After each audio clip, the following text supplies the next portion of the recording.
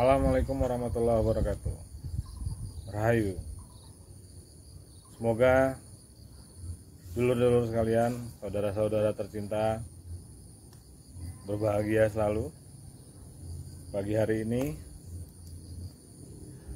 Jumat Februari 19 2022, saya berada di sekitaran Parakan Salak. Di belakang saya itu Gunung Salak, di sebelah timur ada Gunung Gede Pangrango. Ya, kalau dilihat dengan mata kepala, menyenangkan sekali dan indah sekali pemandangannya. Dan bagi Anda yang pernah ke wilayah pegunungan, mungkin Anda semua akan bersepakat dengan saya. Kenapa ketika kita melihat pemandangan seperti ini, kita akan merasakan sensasi yang tidak kita rasakan kalau kita ada di perkotaan. Melihat lembah-lembah, sawah terasering, awan menggantung di puncak gunung, kita seperti merasakan sebuah gejolak rasa yang tidak kita alami jika kita ada di perkotaan. Nah, itu pertanyaannya, kenapa bisa seperti itu, dan kenapa selalu di tempat-tempat seperti ini muncul perasaan yang tiba-tiba,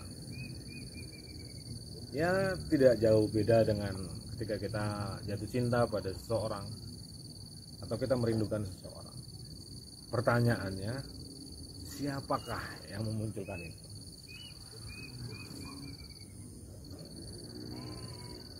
Secara mudahnya, supaya kita tidak gegabah dan terlalu jauh gitu ya, karena kita ini makhluk yang diciptakan Tuhan, menitipkan perangkatnya di dalam diri kita untuk menangkap apa yang disebut dengan cinta, rindu, kebahagiaan, kepuasan, rasa cukup, nerima ing pangdu. Itu sebenarnya ada di dalam jiwa, bukan di dalam ruh, karena manusia ini nggak punya ruh. Di dalam Islam, dalam ayat Al-Quran itu sudah dijelaskan, Fa'iza sawaituhu wa nafakhtu mir ruhi. Jadi Gusti Allah itu meniupkan ruhnya. Ruhi itu kalau diterjemahkan dari bahasa Arab ke bahasa Indonesia artinya ruhku. Jadi Allah yang meniupkan ruhnya langsung ke dalam diri setiap manusia atau ke dalam seluruh makhluk yang kita bisa kenali, ruhi yang untuk kita. Ruh ini menjadi spirit utama yang memantik jiwa untuk mengenali, meresapi, mengolah apa yang kita alami setiap hari. Dalam jiwa itulah tumbuh rasa-rasa. Makanya kalau orang yang agak bermasalah gitu ya, disebutnya sakit jiwa, goncang jiwanya,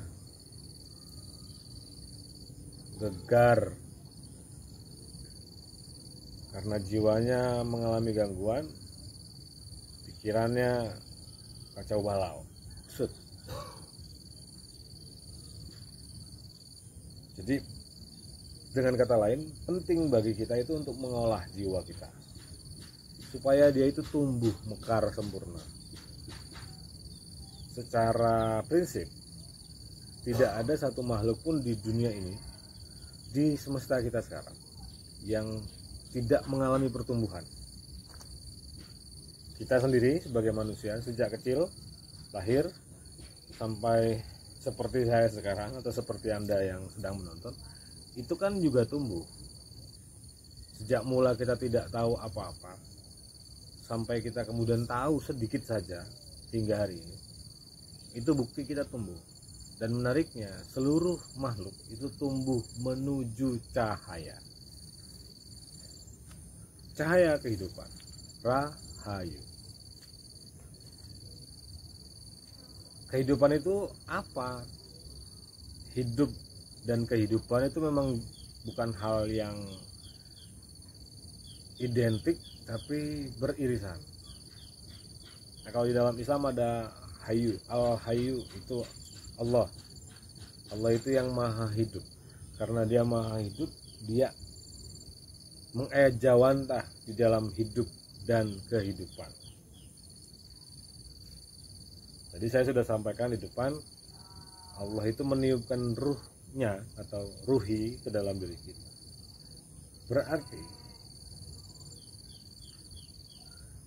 secara mudahnya tidak perlu harus susah payah mencari di mana Tuhan, di mana Allah, di aras, di singgasananya.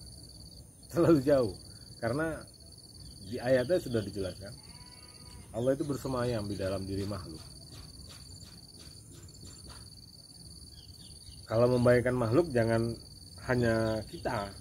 Ini semua yang ada di jagat raya ini makhluk, termasuk yang nggak kasat ini. Nah ini, jadi dia meruang, dia mewaktu.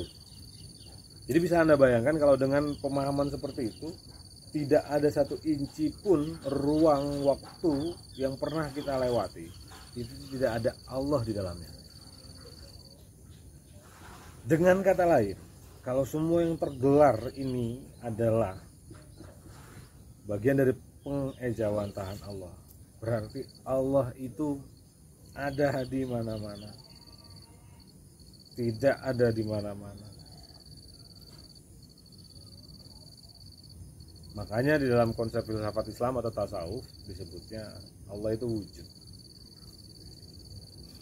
bukan maujud, bukan diwujudkan seperti kita, bukan diadakan.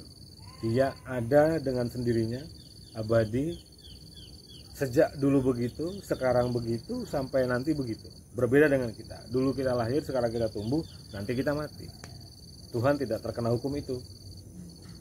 Jadi wajar misalnya para mistikus ya, para sufi kemudian menyebutkan bahwa aku melihat Allah dalam segala sesuatu. Ya karena itu tadi. Nah, untuk bisa sampai di tingkat seperti itu kita butuh kedalaman, menyelam di kedalaman jiwa kita masing-masing. Dengan perangkat apa? Ya dengan perangkat belajar. Belajar mengenali diri kita sendiri, itu yang penting. Bukan belajar mengenali orang lain, bukan mengenali apapun, tapi mengenali dulu diri kita sendiri. Allah yang mengejawantah di dalam semesta raya ini baru bisa kita kenali dengan rasa kita sendiri. Dia mewariskan spirit itu di dalam diri setiap manusia, sehingga apapun yang kita lakukan seolah-olah untuk kita, padahal itu untuk menuju kepadanya, menuju kepada kesempurnaan hidup, kesejatian hidup. Apapun yang kemudian menjadi landasan dalam pikiran kita, dalam hati kita, itu yang kemudian membawa kita pada kesadaran hidup yang sejati. Disitulah kemudian Tuhan atau Allah meletakkan apa yang disebut sebagai fitrah. Fitrah seluruh makhluk. Fitrahnya manusia adalah hidup berbahagia. Nah, saya kira kalau dulur-dulur sedaya bisa mengerti tadi, bukan menjadi mudah tapi menjadi elok rasanya hidup itu, menjadi terasa membahagiakan sekali. Kita bahkan hampir tidak punya waktu untuk merutuki, menyalahkan Tuhan, menggugat Tuhan, menghakimi Tuhan, Karena bagaimana mau dihakimi wong kita ini nggak tahu apa-apa. Tiba-tiba ada, lantas kemudian kita tumbuh, lantas kemudian kita pergi selamanya dan tidak akan kembali lagi ke sini. Kecuali satu dan lain hal. Satu dan lain halnya tidak akan kita bahas. Jadi sudah dalam kondisi tidak tahu apa-apa, diajari apa-apa, diberi apa-apa yang bahkan tidak kita minta. Kok bisa-bisanya kita menghakimi Tuhan yang sudah melimpahkan sebegitu banyak anugerah ke dalam kehidupan kita.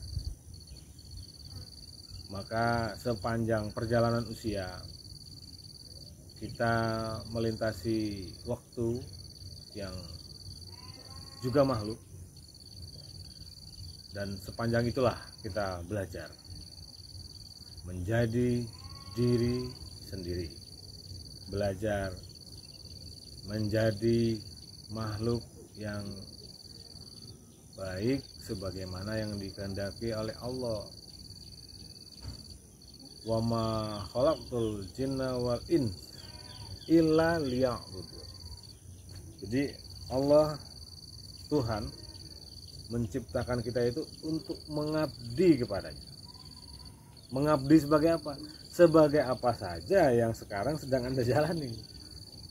Namanya juga mengabdi, namanya juga hamba.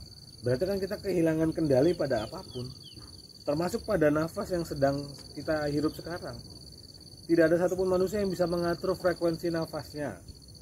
Nggak ada. Itu bukti kita itu berada dalam kendali.